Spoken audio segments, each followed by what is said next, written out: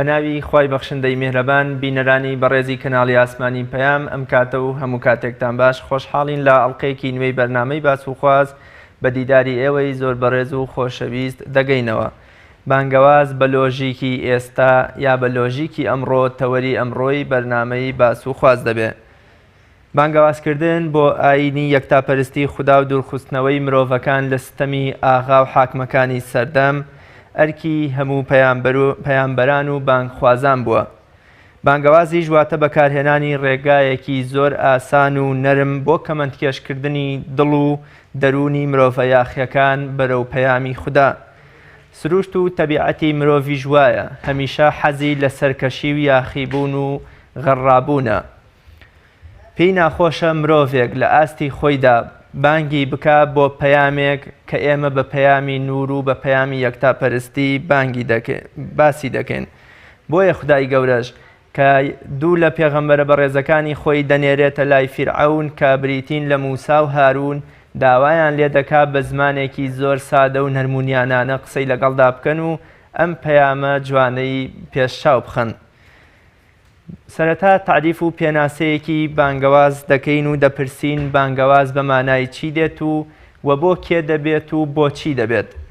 ڕێگای دروست و ئاسانی بانگەواز لەم سەردەمەدا کامەیە؟ شێوازی دروستی بانگەوازێکی سەردەمیانە چۆنە؟ ئایا بانگەوازی سەردەمی پێغەمبەری مەزن و چوارجێنشینەکەی شتێکی کۆنکرێتی و دیاریکراون کە ئێمە دەبێت بە هەموویەوە پابند بین و هیچ شتێکی لێکەم و زیاد نەکەین؟ جیاوازی نێوان دەعوە و وەعز چییە؟ بەڕێزان پاش ناوبڕێک لەگەڵ میوانەکەم زۆر بەڕێز مامۆستا نازم عەبدوڵڵا بانگخوازی ئیسلامی تاوتوێی ئەم پرسە دەکەین و هیوادارم وەڵامی ئەم پرسیارانە و چەند پرسیارێکی تریشتان بۆ وەرگرمەوە.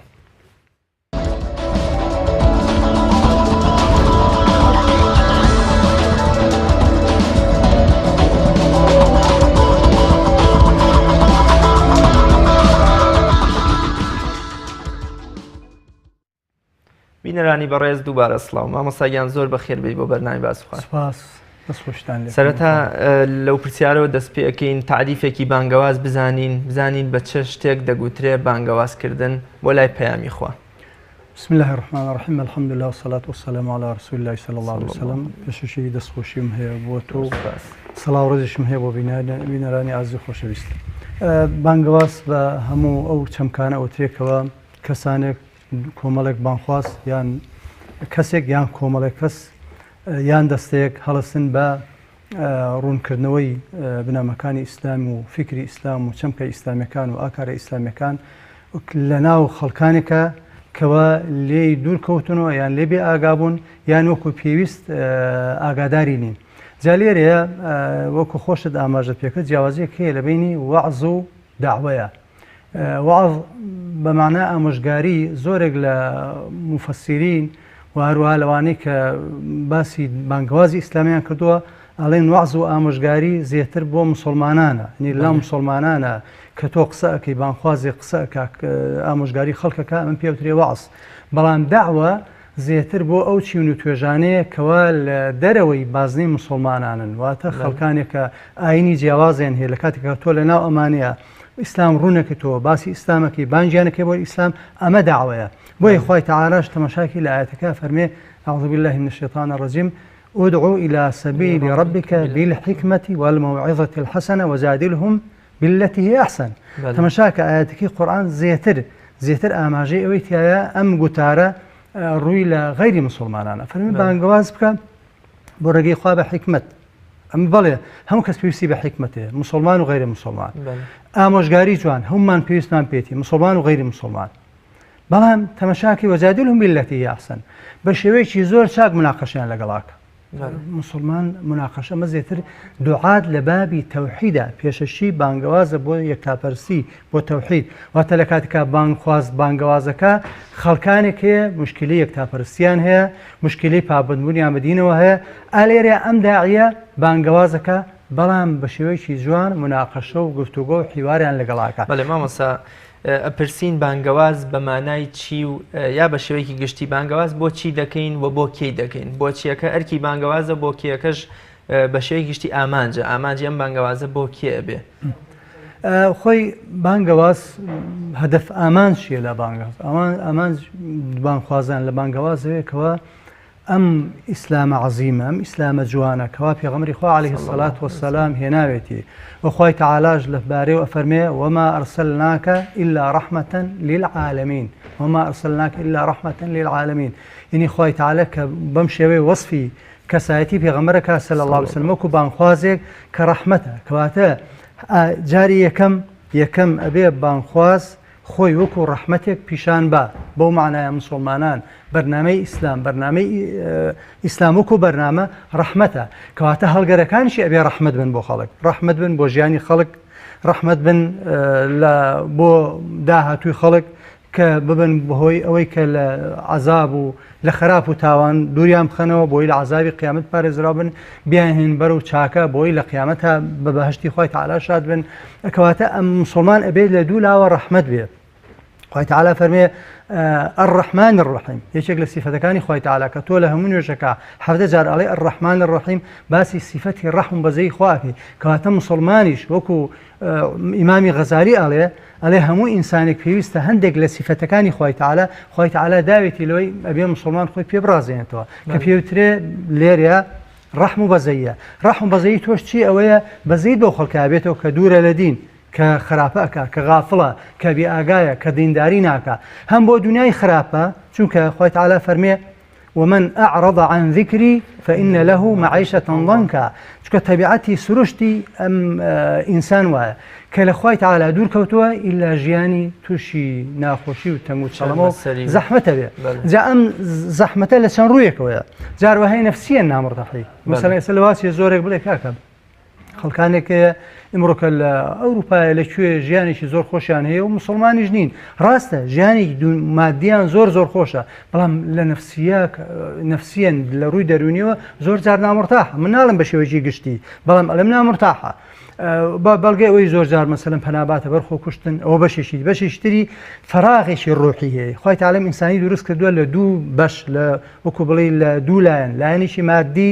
کە ئیمڕۆ کە بەڕاستی جیهانی ئەوروپی پڕی کردوەوە فەراغێکی گەورەی و پڕی کردو بەڵام جیهانێکی معنەوی ڕۆحی لە ئەوروپایە فەراغێک هەیە بۆشاییەکە بۆیان بەدوای ئەو بۆشاییە ئەگەڕێن بۆیە ئێستا ئەگەبینی زیاتر لە ئەوروپایە بەدوای ئاینەکانە زیاتر ئەگەڕێن مەسەلەن لە ئەمریکا ئەمە شوێنکەوتووی ئاینی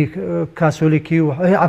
ئاینی مەسیحی بە شێوە جۆرەکانیەوە لە وڵاتانی ئەوروپایە و هەروە ئیسلام ئەبینی ئێستا بەڵاو بێتەوە لە ئەوروپایە هۆی چییە بەڵاو بێتەوە هۆکارە سەریشەکە ئەوەیە خەڵکی هەست بە فەراغێکی ڕۆحەکە ئەم فەراغە ڕۆحیەش لە ئیسلامە لە دینداریە دەسێکەوێت لە خواپەرستیە دەسێکەوێت بۆیە دێ بەرەو لای ئیسلام ماسا مۆدێلێکی جوان لە ئەوروپا بینی جەنابتان باستان لە ئەوروپا کرد مۆدێلێکی جوانی بانگەواز و لەلایەن بانگخوازەکانەوە پەیڕەوەکرێ بۆنمە بانگخواز لە ناو خەڵکایە زۆر لای ئاساییە لەسەر شەقامێ لە بازارێکە لە بەردەم سینەمایەکە لە خراپترین شوێنێکا کە بۆونە بە بانگەوازی ئیسلامی ناشێ مێزێکی داناویان بوونە کتێبی ئیسلامیە بەخشێت هەیە مایکێکی گرتووە بەدەستیەوە قسە بۆ خەڵکەکە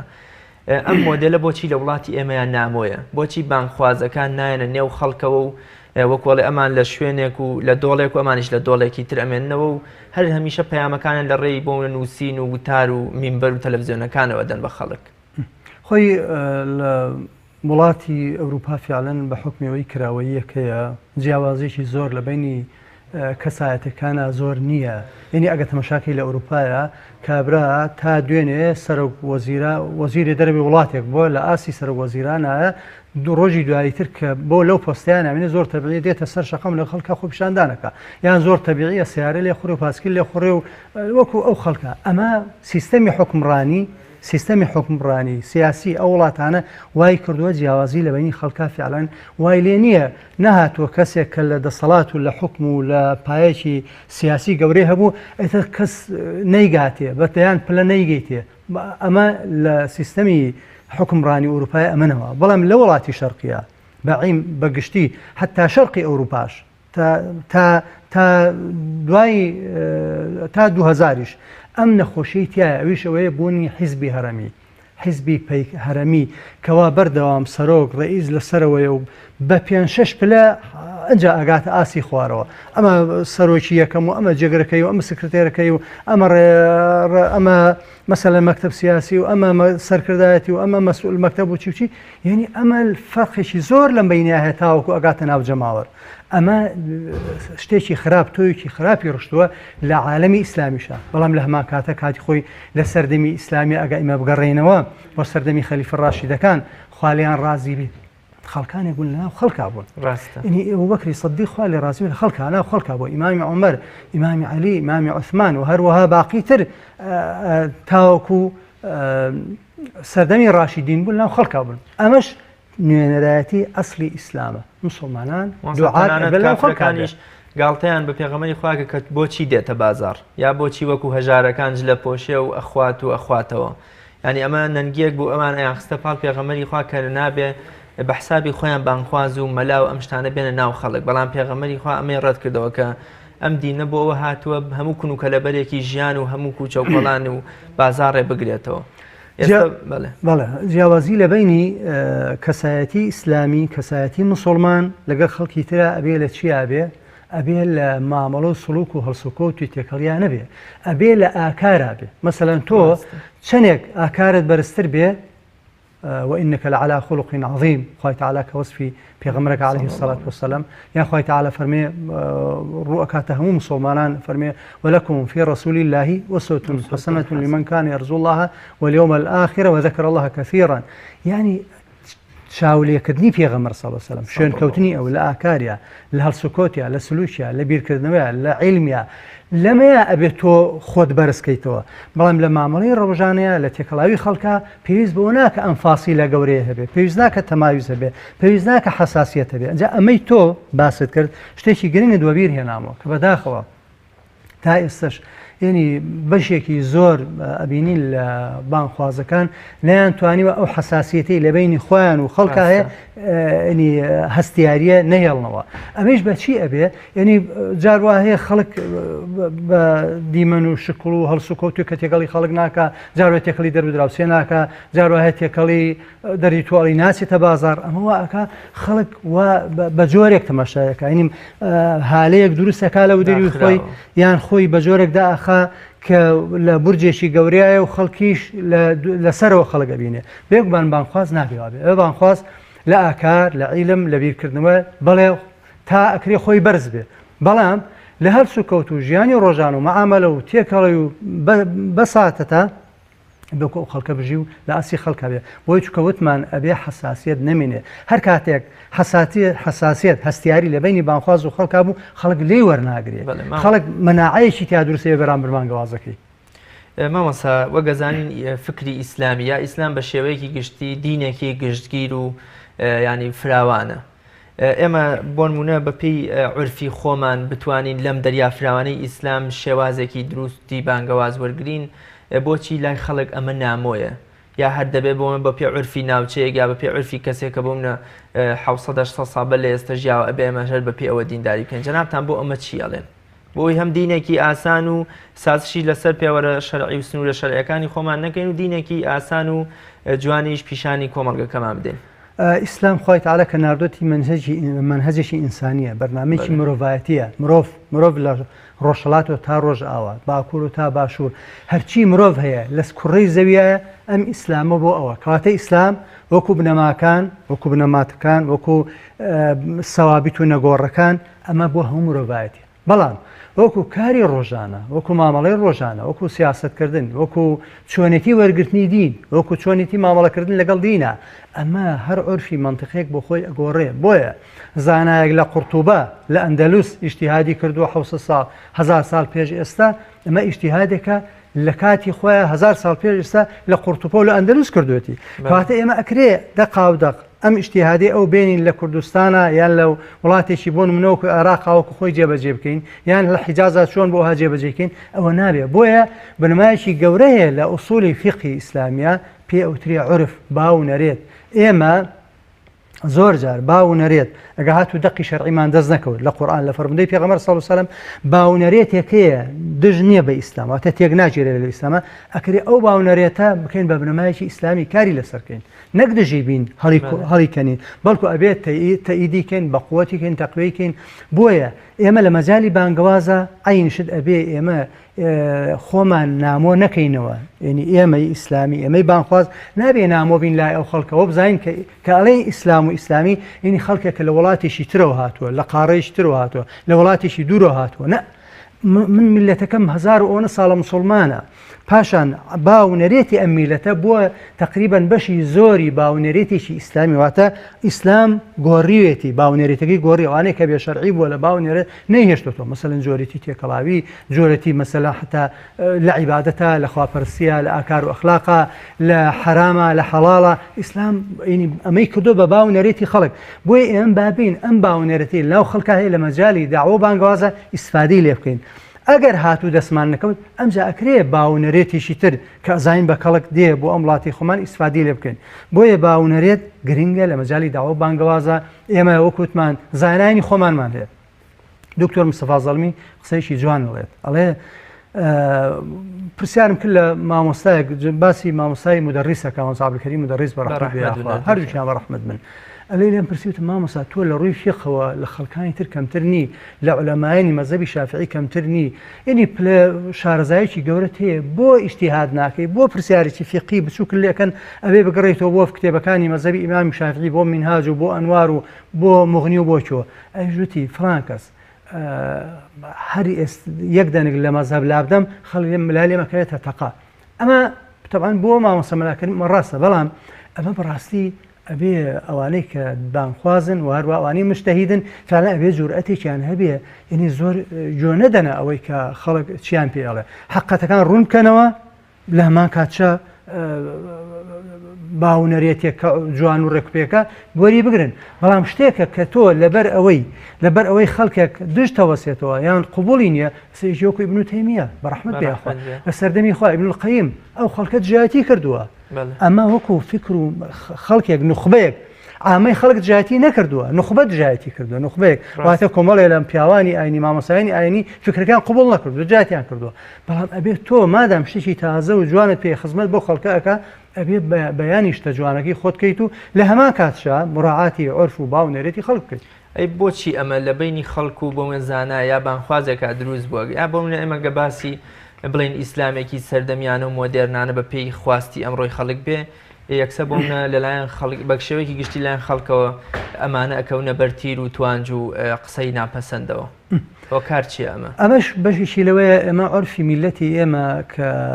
لە 600 ساڵە بێ دەرگای ئیجتیهاد طبعاً هەر وڵاتێک هەر میلەتێک کە ئیجتیهاد واتە گەڕان بۆ داشتی تازەیە ئیهمال کرد پشتگوێ خست ئەو میلەتە دوا ئەکرێت میلەتی ئیسلامی بۆ دواکەوتووە یعنی زیاد لە 600 ساڵە دەرگای ئیجتیهادی لە خۆی داخستۆ لەما بەرزەکان ڕێم مستم پیاوە بەرزەکان زانا بەرزەکان یعنی ئیجتیهاد تەواو بوو ئەوانەی پێش ئێمە هەم ئەوەی کە پێویست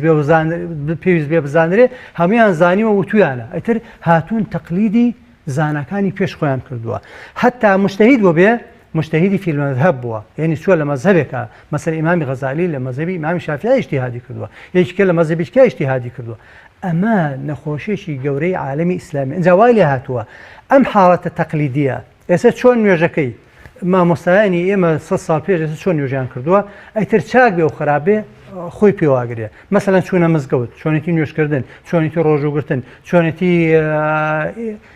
بنیاد پیشاندانی ئاکاری ئیسلامی ئەمەوە نابێ ئەم پێویستمان بە تەجدید هەیە پێغەمبەر فەرمی عەلەیهی الصەلاة والسلام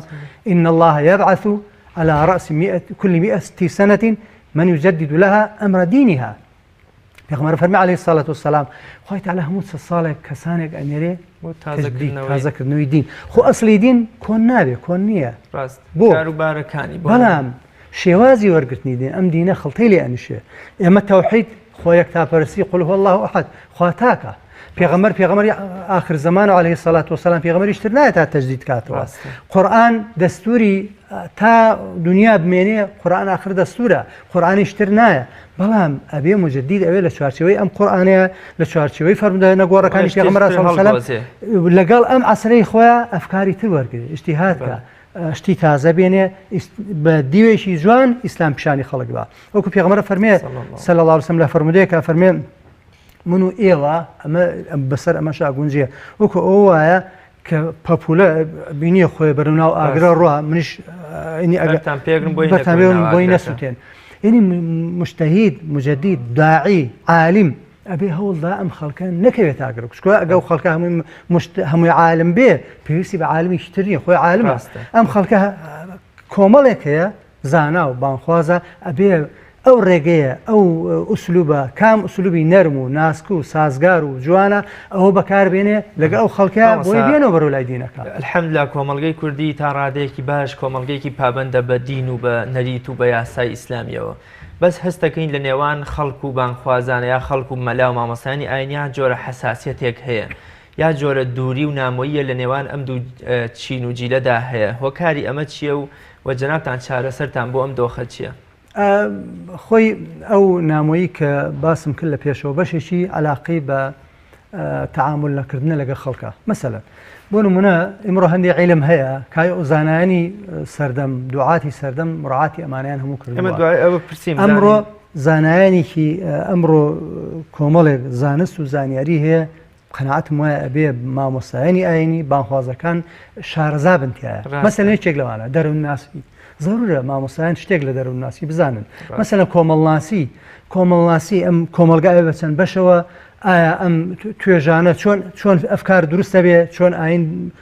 مەذهب سەرەڵەدا یعنی ئایدۆلۆژیاک چۆن سەرەڵدا مەسەلەی فەقیری کاریگەری چیە لەسەر خەڵک دەوڵەمەندی کاریگەری چیە لەسەر خەڵک چەساوی و مەزڵومی کاریگەری چیە لەسەر خەڵک ئەمە بەشێکە پێوترێ کۆمەڵناسی ئەبێ مامۆستایان بیزانن بانخوازان بیزان ئەگەر کەسێک لەمانەیە شارەزە مەسەلە ئابووری ئەو ئابوورەی ئەمڕۆکە بازەکرێ ینی علم وەکو زانستێک باسەکرێ 100 ساڵ پێشستە نەبووە 200 ساڵ پێشستە نەبووە ئەوەی لە کتێبە قەدیمەکانە باسەکرێ زۆر جیاوازە لەوەی کە ئەمڕۆکە باسەکرێت کە خەڵک دکتۆرا و ماستەری تێنێ و کە وای لێ هاتووە ئێستا ئەوترێ ئابووری سیاست ئەجوڵێنێ نەک سەمان جاران وا باو بوو واش خۆی فیعلەش وایە فکر و سیاست ئابووری جوڵێنێ بەڵام ئێستا وای لێ هاتووە لێ ئابووری سیاست و فکریشە جوڵێنێ تەبان مادەگەرایی واڵێ فکری مارکسی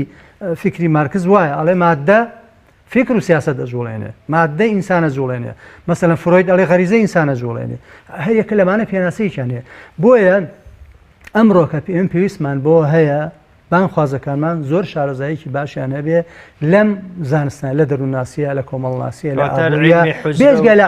علومە شەرعی و علمی حوجرە ئەوەش بزانن چونکە ئەمە مامۆستایانی ئاینی بانخوازان لەگەڵ هەموو خەڵکا گفتوگۆەکەن لەگەڵ ئافرەتا لەگەڵ پیاوە لەگەڵ گەنجە لەگەڵ مناڵە لەگەڵ خوێنەوار لەگەڵ نەخوێنەوارە هەمووی تعاملەکە باشە ئەگەر علمێکی ئالەیەکی باشی ئەمەی نەبێ چۆن نەتوانێت من تێبینیەکشم لەم بارانەوە هەیە بەداخەوە ئەوانەی کە پسپۆڕن مەسەلەن پزیشکین ئەوانەی پزیشکین یان لە ئیدارین لە حکوومەتە ساڵانە دەورەیە 2 دەورە ئەبینن مەسەلەن هەر بڕۆ هەر دایرەیەک لە دایرەکان چەندین دەورەی جۆراوجۆران پێنجا لە ناوە بێ یا ئەنێرنە دەرەوە یعنی دکتۆری وایە ساڵی 2 جار سەفری دەرەوەکە بەڵام بانخوازەکانی ئێمە بەداخەوە مامۆستایانی ئاینیمان جارجار ئەبینم وەزارەتی ئەوقاف دەورێک ساڵی جاری 2 جار دەورەکاتەوە بەڵام ئەمە کافی نییە پێویستە بانخوازان مامۆستایان بڕۆنە نەک هەر لە ناوە لە دەرەوەش لە ڕێ ڕێکخراوەکانەوە ئیسفادە لە ئەزمموی خەڵکانی تر بکەن مامۆستانی تر بکەن سووری لێبێن بیهێنەوە چۆن ئەو خەڵکە لە تعامل و هەڵسووت یا سەرکەوتوو بووە لەگەڵ خەڵکی خۆیان بێتۆژەوەها بکەیت وەکو خوای تەعالا فەرمێ اهدنا الصراط المستقيم خوای تەعالا ئەمرمان پێ ئەکا ئێمە ڕۆژی 17 جار لە نوێژا فەرزەکان ئەڵێ خوایە هیدایەتمان بۆ ڕێگەی ڕاست بە ڕێگەی ڕاست چییە؟ ڕێگەی ڕاست ئەوەیە چی میکانیزمێک تایە سەرکەوتۆ من کارەکەم بگەێنم بانگەوازەکەم بگەێنم ئەمە واجبە تۆ بۆی بگەڕی ئیهدینا هەر بە دوعاش نابێ ئەبێ بە عەمەلیش بۆی بگەڕی علمی لە شوێنێکە خەڵک کەسێک تیا سەرکەوتوو بووە تۆ بە ئەپاڕەی تۆ بە کردار لەخوا و بە عەمەلیش ڕۆی علمە فێرەبی ئەنجا ئیهدینا الصراط المستقيم شتێکی تر هەیە بانخوازان کە قسە ئەکەن پەیامیان بۆ نمونە لە کوردستانە 3 حیزبی ئیسلامی هەیە و پێی ئەڵێن لە 117 کورسیان هەیە و بە شێوەیەکیشیان لە 117 خەڵکی کوردستانتان لەگەڵە بانخواز کە قسە ئەکا یا پەیامێک ئەنێرێ یان بوون لەگەڵ بەرامبەر یا قسەکە وا دەرەکەوێت کە قسە بۆ ئەم لە 117 لە کاتێکا بۆ منە ئەبینین سەحابە هەبووە خۆ بەقەت 4 خەلیفەکە شارەزان نەبووە بەقەت 4 عەبدوڵڵاکەی مەدینە شارەزانەوە پێغەمبەری خوا کە پەیامی فەرمووە بۆ هەموو خەڵک بووە چۆن بانخوازان وا بکەن کە پەیامەکانیان گشتگیر بێ و بۆ ئامی خەڵک بێ؟ خۆی ئەمە یەکێک لە با بڵێن بربەستە گەورەکانی ئمڕۆی بەردەم بزافی ئیسلامی بەعام، من باسی هەرێمی کوردستانەکەم زیاتر بربەستە هەرە گەورەکانی بەردەم بزافی ئیسلامی ئەوەیە فعلەن گوتارێکی پوختەییان هەیە بۆ پوختەیەک لە خەڵک نخبەوی فئەوی جاروا هەیە مەسەلەن کەسێک مەزهەبێکی هەیە ڕێڕەوێکی هەیە تەنیا قسە بۆ هەڵگرانی مەزهەبەکەی خۆیەکە یان تەنیا قسە بۆ دەوروبەر و جەماوەری پارتەی ئیسلامیەکانەکە یان تەنیا قسە بۆ مەزهەبێک یان ڕێڕەوێکی دیاریکراوەکە. ئەمە لە مەجای داعوە بانگوازە ئەمە زۆر کارەسات زۆر خراپە. بەجار بە دەرەجەی یەکەم بانخواست فعلا ئەبێ گوتارەکەی گشتگیر بێ بۆ هەموو خەڵک بێ ئەبێ بانخواست لە پێش شۆباسمان کوتمان نهێشتنی حساسیت نابێ مۆرکێشی لەسەر بێ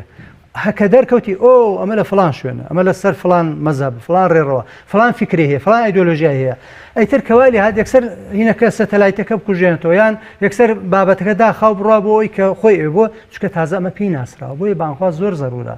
ئەو حساسیەتانە نەهێڵێتەوە ملکی هەموو لایەک بێ حتا ئەوانەی گوتاریان هەیە ئەکرێ پارت حیزب هەموو حیزبێک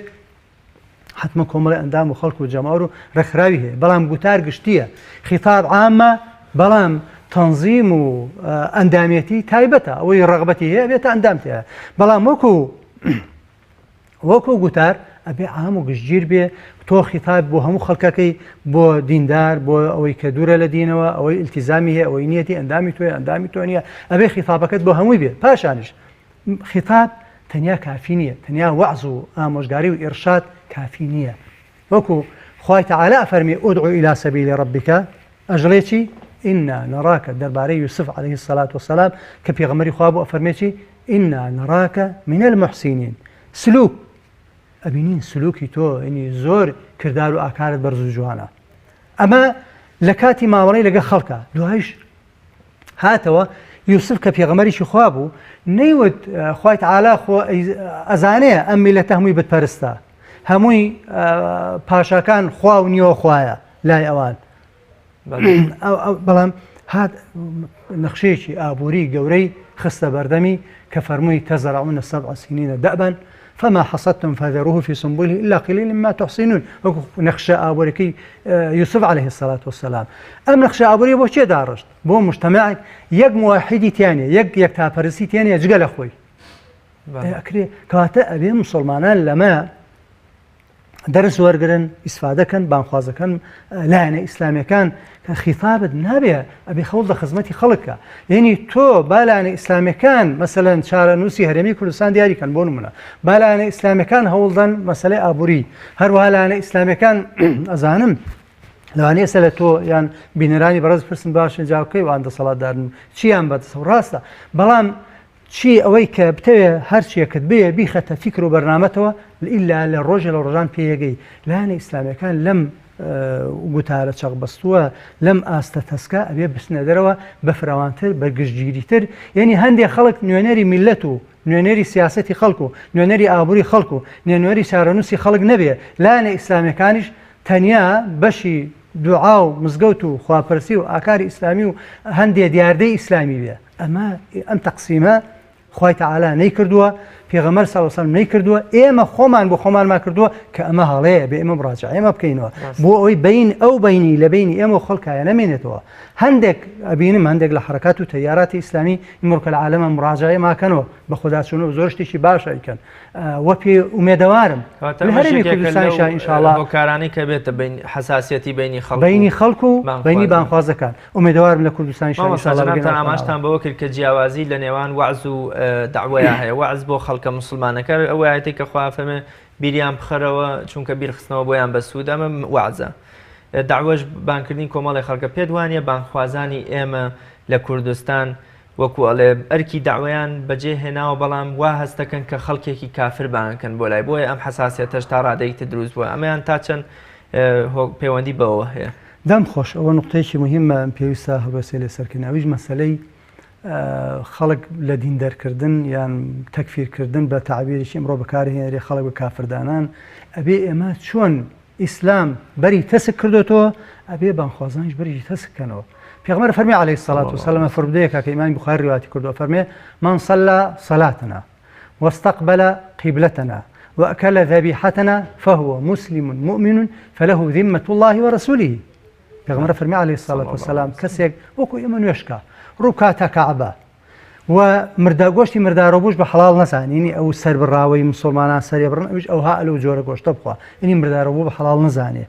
ئەمە ئەوەی چ مافێک هەموو مسلمان چ مافێکی هەیە چ زیممە و ئینی پارێزراوێکی هەیە ئەویش هەیەی کەواتە ئێمە بین بەم ئاسۆفرەوانەوە بەداخەوە لە هەرێمی کوردستانە حیزبی ئایدۆلۆژی وای لێکرد فعلەن فیکرەی مسلمان و نامسلمانی هێنایەناوە ئەمە زێتر علاقی بەلایەنە ئیسلامیەکانەوە نییە. مەسەلەن بەهۆی زۆڵم و زۆری حیزبی بەعسەوە بەهۆی زۆڵم و زۆری دەسەڵاتی یەک لە دوایکەکانی عێراقەوە ئەم خەڵکە وەکو ئیمامی عومەر قەولێکی جوانی هەیە دەربارەی بەواڵیەکانی بەردەوام ئەیفەرموو فەلا تەظلیموهم فتەکفروهم ئەیفەرموو بەواڵیەکانی زوڵم لە ژێردەستەکان و ڕەعیەت و خەڵک مەکەن چونکە بەهۆی ئەوە کافریان نەکەن. تەبعاً یەکێک لەو هۆکارەی خەڵک لە دین هەڵەگەڕێتەوە زوڵم و زۆرە. تەبعاً زوڵم و زۆری ئەم دەسەڵاتانەی یەک لە دوایەک لەسەر میلەتی کورد نمونە بۆ بینەوە وای لێکرد ئەم خەڵکە و پیاوتن کاکە ئازادی لە مارکسیەت و مارکسیزم ئەوانەدایە خەڵک بەدوای ئازادیە کڕێ ئەمە هۆکاری بۆ خەڵک دوایکەوێ خۆ ئەم خەڵکە لەبەر ئەوە نییە دژ بە دین بێ و هەڵگەڕاوێتەوە لە دین و هەروەکو ڕژێمی سەدام کردی بە پاساوێک بۆ چیمابارەکردن و ئەنفالکردنی خەڵکی هەرێمی کوردستان. بۆیە ئەمە نقطەیەکە ئێمە ئەبێ هەوڵ دەین ئەم خەڵکە کە مسلمانە وەکو مسلمانێک معاملەی لەگەڵاکەین بەڵام مسلمان چییە؟ دەرەجەی ئیلتیزامی هەیە زۆرترە هەیە کەمترە هەیە زۆر باشە ئەگاتە دەرەجەی وەلی خواناسە ساڵحە ئەهلی عیلمە ئەهلی ئیلتیزامە ئەهلی خزمەتە هەیە کەمترە هەیە ماڵ و سەرۆتێکی هەیە لە خزمەتی خەڵکو و خوایە سەرفێکە هەیە عیلمێکی هەیە سەرفێکە هەیە خۆی بە کەسێکی بە خزمەتە بۆ دراوسێ بۆ خەڵک هەیە ڕووی خۆشم یعنی هەموو ئەمانە خزمەتکردنە. بۆیە ئێمە پێویستمان بەوە هەیە جاریشکە مراجعی ئەم چەمکانە بکەینەوە لە چەمکە گەشتێکەوە بڕوانین بۆ خەڵکە هەوڵ دەین کەواتە ئێمە داوای خەڵکێکی مسلمانەکەین یعنی با بڵین ئامۆژگاری خەڵکیی مسلمانەکەین داوای خەڵکیی مسلمانەکەین کە زیاتر پابند بە ئیسلام و مزگەوت و خواپەرسی و دینداریەوە بن نەک هەرچەند ئەمڕۆکە تەبان ئەحزابی عەلمانی وەکوتم باڵێکی درێژیان بووە لەمانەیە یعنی وای کردووە ژیانی خەڵک ئێستا لای ئەوانە مەعاشی لای ئەوانە ئابووری خەڵک لای ئەوانە مەسیری سیاسی خەڵک لای ئەوانە خەڵکیش ناچار بۆ ژیانی خۆی ڕوو ئەکاتەوێ ئەمەیە کە بۆ قوت و ژیان و ئابووری و مەعیشەت چۆتەوێ ئەمە با بە خۆ نهاتۆ دینی خۆی بخاتە سەر فڵان کەسێک کە ئەڵێن باوەڕم بە دین نییە ئەوە نیە ئێمە کەواتە ئەبێ مەسەلەی دیاردەی تەکفیر زۆر کەسکەینەوە. دیاردەیەکی تریشمان هەیە هەندێک لە بانخوازان زمانی تەعن و شکاندن و وەکوڵێ بەرامبەر سوکردن بەکارەهێنن بۆ نمونە ینی شتی زۆر هەیە جەنابتان لەوە چێ شارەزابن ئەم بەکارهێنانی ئەم جۆرە زمانی تەعن و شکاندن و ڕسواکردنی بەرامبەر بەس لەبەرەوەی کە لەسەر بۆچوونی جەنابن نیە بەس پێچێن مسلمانیش بێ ئەمە تا چەند ڕەوایە تا چەند لەگەڵ بانگەوازی ئیسلامیە ناجۆر و ناپەسەندە. خۆی گرنگە کە لە پێشەوە باسمان کرد ئێمە تەنیا دیاردە تەنیا بایەق نەدەین بە دیاردەی ئیسلامی کەسێک هەندێک دیاردەی ئیسلامی پێوە بوو ئەمە پیاوی چاکە و وەلی و شەریفە هەندێک کەسی شەیە مادەم ئەو دیاردانەی پێوە نیە ئێمە تەعنی لێ بدەین یان دین دەریکەین دەرەوە یان کەسێک گوناهەکە منکراتی هەیە خراپی هەیە چونکە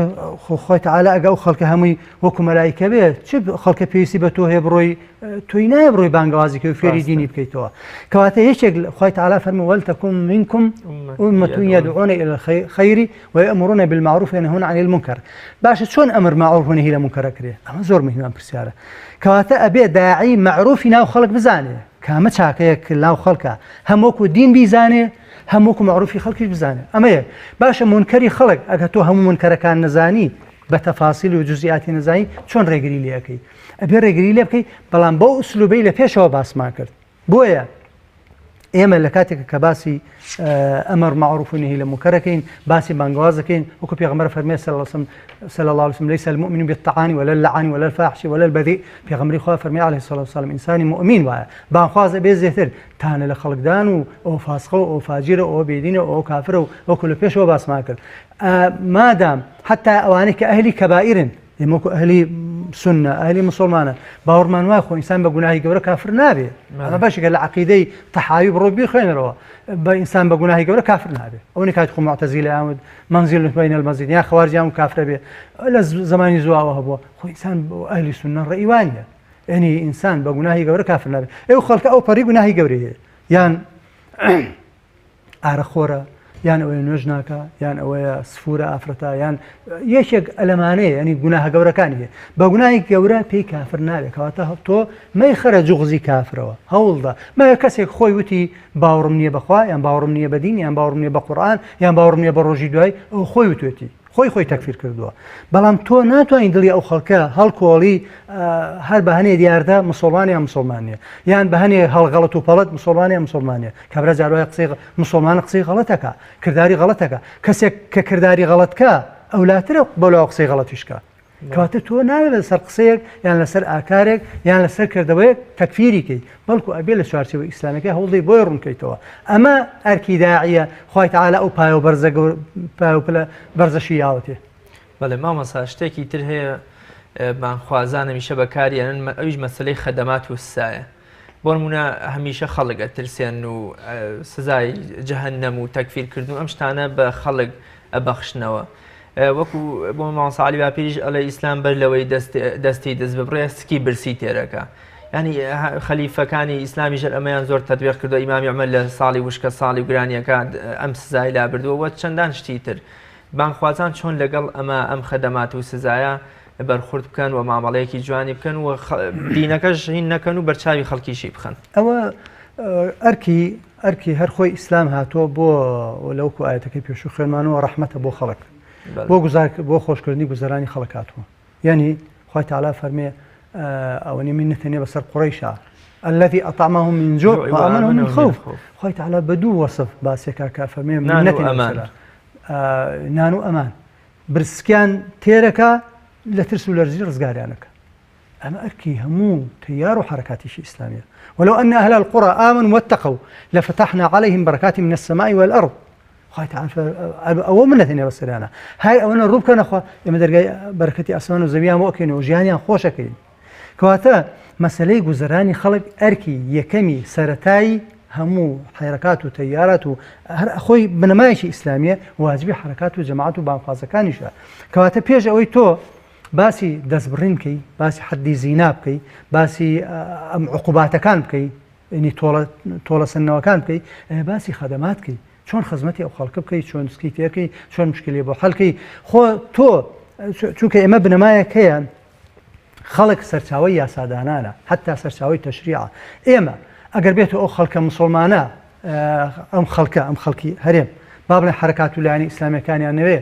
تۆ چیەکەی ئەتوانی بگەی بەدەسەڵات ناگەی ئەبێ ئەو خەڵکە تۆی بوێ و هەروەها کەواتە تۆ لە کاتێکا ئەتوانی تەطبیقی بنەما شەرعیەکان بکەی کە خەڵک تۆ بکا بە سەرۆک و مەسئول و بەرپرسی خۆی ئێرە کاتێکا خەڵک تۆی نەویست چی تەطبیقەکەی کەواتە لە پێش ئەبێ خەڵک برزی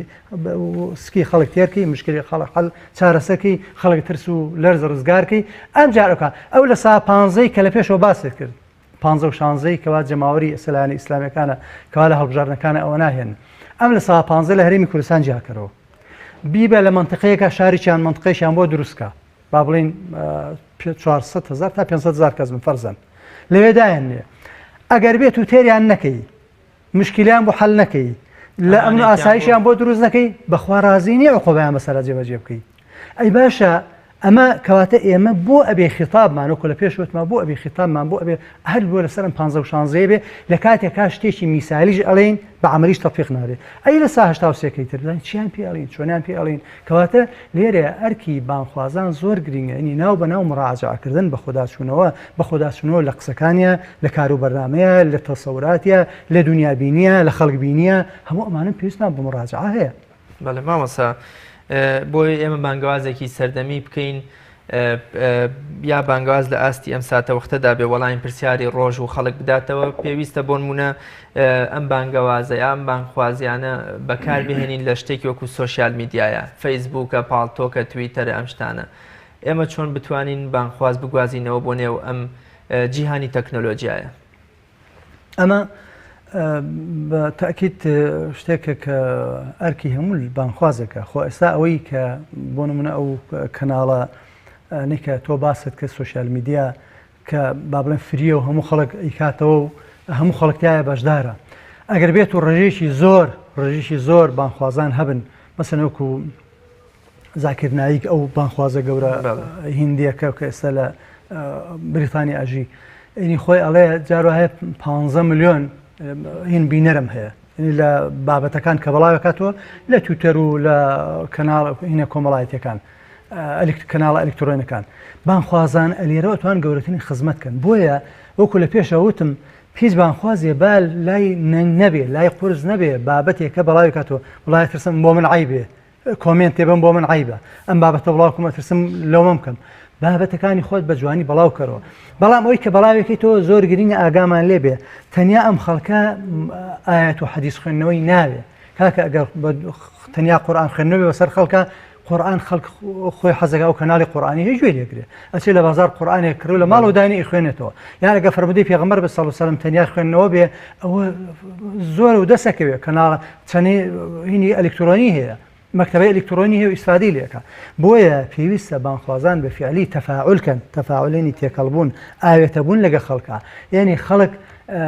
خەڵک بیریان بکە خەڵک حەزیان لێ بکە خەڵک حەزکە گوێیان لێ بگرن هەرچەند خۆ ئێستا هەندێک بانخوازمان هەیە لە هەرێمی کوردستانە بەم شێوەیە جگەی تەقدیرن ئێمە خۆ نایە بە شێوەیەکی ڕەها بڵێن هیچی وانە بەڵام ئەڵێن بە شێوەیەکی گشتی ئەبێ هەموو لایەک بەم شێوەیە بێ و ئەمە خەلەلێکە ئەگەر چارەسەر نەکرێ نابیتە بانخواز مورچی هەموو خەڵک بەڵێ مامەسا بە ڕای جەناب تاوەکو بانخوازێکی ئیسلامی لەمپەرەکانی بەردەم بانگەوازێکی سەردەمیانە بانگەوازێکی ئیسلامی سەردەمیان لە کوردستاندا چین بۆ نمونە ئەوانەی کە ئەو لەمپەرەی کە بێتەوە ئەوەی کە ئێمە نەتوانی ئیسلامێکی سەردەمی پێشاوی خەڵک بخەین وای ئەوانەی کە ئەمڕۆکە ئەبن بە لەمپەر لە بەردەم بانخوازانە بەشێکی وەکو پێشەوە باسمان کرد مەسلەی ئاوێتەبوون و خۆجیاکردنەوە ئیتر لە جلوبەرگا بێ لە قسە و گفتارا بێ لە دیمەن و شکڵا بێ ئەم خۆجیاکردنەوە خۆ غەریبکردنەوە خۆ نامۆکردنە ئەمە خراپە و ئەبێ ئاگامان لێبێ دوو مەسلەی شێواز و تعبیر و دەربڕینی و گوتار یعنی ئەبێ بزانی بە زمانی ئەو خەڵکە قسە بکەیت یعنی تۆ کە قسە ئەەکەی بە زمانی خەڵکەکە بێ خەڵک لە زمانەکەت تێبگا وەکو لە پێشەوە باسم کرد ینی کۆمەڵی عیلم هەیە ئەگوێت و بانخواز بیزانێ پێغەمبەری خوا عەلەیهی سەڵات پێغەمبەری دەروون ناز بووە کۆمەڵ ناز بوو هەتا نەتەوەکانی دەوروبەری خۆی ناسی و ئەمە کۆمەڵ ناسی ئەگە بتەوێت ئەوە ئەبێ ئەوە تیابێ وەکوتم دەروون ناسی کۆمەڵ ناسی ئابووری ناسی ئەمە کۆمەڵی شتێکن کە هەم ئمڕۆ پێوتری عیلمی سیاسەش و هەروە عیلمێکشە لە هەموو بانخوازێک پێویستی پێیەتی ئەمانە لەمپەرەکان کەمەکاتەوە لەمپەریش تر ئەوەیە کە ئێمە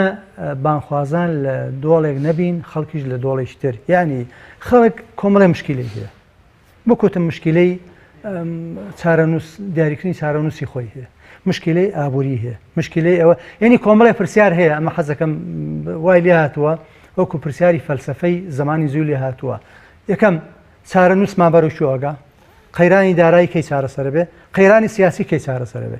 نابێ بانخواز خۆی لەم پرسیارانە نەدا ئەبێ خۆشی لێبدا ئەبێ هەوڵدا بە دوای وەڵامەکەشا بگەڕێ بەڵێ خۆ هەموو خەڵک ئێستا زۆرێک لە وەڵامەکەی ئەزانێ بەڵام نابێ ئەمە لەوە لێی گەڕێن ئەبێ تۆ مادام شتێک کێشەی ڕۆژانەی خەڵکە تۆ ئەبێ لێوە دەست پێ بکەیت پێغەمبەر عەلەیهی سەڵات وەسەلام لە شۆ دەستیان پێ کردووە بەڵام بەداخەوە ئێمە وای لێ هاتووە لە شوێنێکەوە دەست پێکەین کە پێغەمبەران سەلات و سەلام خۆل لێو کۆتاییان پێهێناوە یان ئاەتەکانی قورئان کۆتایی پێهێناوە وەکوتم نمونەی عقوبە و حدود و تۆڵەسەندنەوە ئەمانە ئەکەوێتە ئەخیرەوە ئێمە ئیخێنە سەرەتاوە بەڵام مەسەلەی ئوسلوبی جوان و سلوکی جوان لە پەروەردەیەکی جوان لە ئەوڵەوە ئێمە ئیخێنە ئەخیرەوە نابێ ئەوە بێ عەکسی کەینەوە ڕاستە جا بۆیە ئێمە لە بانخوازە ئەوێ ئەو نقطە حساسەکانی خەڵک ئەوانەی کە کێشەی ڕۆژانەی خەڵکە مەسەلەن لە ئەوروپایە بانخوازێک جیاوازە لە هەرێمی کوردستانە لە ئەوروپایە وەکوتم خەڵک کێشەی مادەی نییە کێشەی سیستەمی سیاسی نییە ئەمن و ئاسایش هەیە دادگەری هەیە بۆ ئەو هینیشی ئیجتیماعی فەقیری و هەژاری نییە لە ڕووی ئەمن و ئاسایشەوە ناترسێ بیگرن ئەمدا کێشەی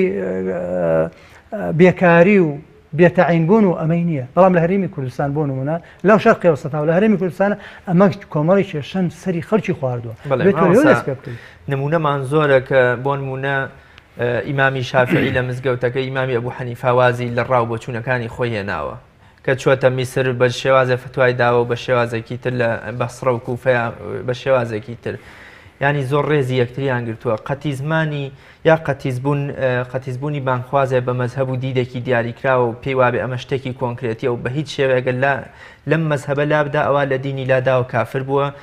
تا چەند یەکێکە لەو لەمپەرە گەورانەی کە ئەمڕۆ ئێمە نەتوانین بانگەوازێکی سەردەمیانە کە گونجاوێ بە کەلتور و بە کۆمەڵگەی کوردی پێشچاوی خەڵک بخین. لە ئاماژەشمان پێکرد مەسلەی بانخواز نابێ خۆی بخاتە بینی بۆ خۆی دروستکە بازنی داخرا بۆ خۆی دروستکە وەکو خەتێکی سۆر بە دەوری خوایێنێ من ئەمە سنووری منە ئەم خەتە سنوور بەڵام دەرەوێ ئەوە سنووری من نییە کاتە کەسیش بۆی نییە بێتە ئەم دی و منیش ناچمە ئەو دی و ئەم بانخواز نییە ئەو کاتە بانخواز پێی ناوترێ بانخواز بەڵکو دەوروبەرێکی خۆی هەیە مەجموعە خەڵکە لەناو ئەمانەیە زۆر جار محازیرە یعنی دەرسەڵێتەوە مەسەلەن مامۆستایەک لە حوجرەیەکە یان لە قوتابخانەیەکە دەرسە بڵێ بانخوازێک ئەمە بەڵام بانخوازێکی سنووردارە ئێمە کە ئەڵێن بانخواز بە مانا بەرفڕەوانەکەی لێن خەڵکی هەرێمی کوردستان ئیسفادەی لێ بکە ئەمە ئیسفادەی لێ ناکرێت بۆیە بانخواز ئەبێ مۆرکی هەموو خەڵک بێ خەڵک هەمووی خاوەن مەزهەبێکی دیاریکراو نییە خاوەن ئایدەیەکی دیاریکراو نییە خاوەن فکرێکی دیاریکراو نییە بۆیە ئەبێ ئەو فکرانەی ئیمڕۆکە خەڵکی یعنی خەڵک پێی جوغزدارەکرێ هەوڵ خۆتی لێ پارێزە خۆت مەکە مڵکی مەزهبێکی دیاریکراو حتا پارچێکی دیاریکراویش مادام تۆ بانخوازێکی عالەمیت و گەورەیت و پێگەکەت بەرفرەوانە قسە بۆ هەموو خەڵکە مڵکی هەموو خەڵک بە بەڕاستی ئەوە نقطەیە کە بانخوازان ئەبێ کاتی بەرنامەکەم زۆری نەماوە شتێک کە نەمان پرسی بێ لەم تەوەرەیەدا پێویست بکات جەنابتان ئاماژەیەکی پێ بکەن بیکەنە وەڵامی کۆتا پرسیارمان. من بەلای منەوە زۆر گرینگە کە وەکو لە پێشەوە هەندێکمان ئاماژە پێکرد ئێمە گرنگی بدەین بە خەرکی خۆمان بە میلەتی خۆمان بە کێشە نەتەوایەتیەکان بە کێشە ئابوووریەکانی بە کێشە کۆمەڵایەتەکانی بە دیاریکردنی چارەنووس و مەسیری ئەم خەڵکە و هەوڵ دەین فقهێکی خۆماڵی دروستکەین واتە بانخواز لە چوارچەوەی فقهێکی خۆماڵیا قسە بکە ئەو فتوا و نەزەریات و بیردۆزە و ئەفکارەی زانایان هەیە لە دەرەوە ماشەڵا بەرفڕەوان و گەورەیە بەحرێکە پێویست ناکات تۆ ئەمە هەمووی بێنی لە هەرێمی کوردستانە هەڵی ڕێژی نە هەوڵ لە چوارچەوەی دەقەکانە تەنیا لە سەوابیتە ئێمە متتەفیقین لەگە هەموو زانایەکە سەوابیت واتە شتە نەگۆڕەکان بەڵام ئەوانەی کە ئەگۆڕێن من خۆم لێرە بزانم چیم پێ باش ئەبێ ئەوە بە خەڵک بڵین لەو ڕێگەی زانانی خەڵکی زانای باشمان هەیە گەورەمان هێوڵدەین فقی خۆماڵی دروستکەین بانخوازی خۆماڵی دروستکەین باو نەرێتی کەلتوری کوردەواری کە مادام لەگە شەرعالێک تێک گیر نییە هەوڵدەین زیینو بکەینەوە ئیسفادی لێ بکەین خۆمان بەو کەلتورانە دژ نەبین مادام لە سەردەمی ڕاشیدینانە بووە ئێمە بە حرام بزانین مادام شتەکە خۆی لە ئەسلی خۆی حرام نییە بانەژ بێ دوای داهاتبێ مادام بێشەرعی نییە ئێمە با ئەوەنە دژی نەوەسین و سەنگەری لێ نەگرین. زۆر سپاس دەکەم. سپاس بۆ ئێوەش دەستان خۆش. بینەرانی بەڕێز بەم شێوەیە ژاتینە کۆتایی ئەڵقەی ئەمڕۆمان تا بە یەگەیشتنەوەیکی تر بەخوای گەورە میهرەبانتان ئەسپێرم خواتان لەگەڵ.